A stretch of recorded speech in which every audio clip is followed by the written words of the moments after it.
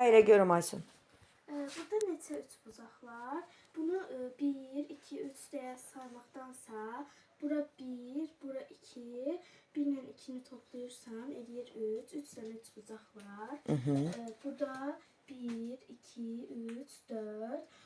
Bunları toplayırsan, Toplamanı yaz orada. burada. Aha. Bunları toplayırsan 5, 6, 10 eləyir cavab. Burada 1, 2, 3, 4, 5, 6, 7. Bunları toplayırsan cavab da eləyir 7, 3, 10, Aferin. 14, 16, 20. 20, 26.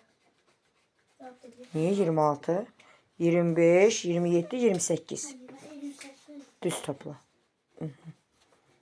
Deməli burada nədir?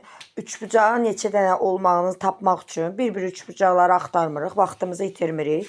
Sadəcə aralıqları toplayırıq və 1, 2, 3, 4, 5, 6, 7, 20 də olsa bunların hər birini toplayırıq və deməli o qədər də nəyimiz var?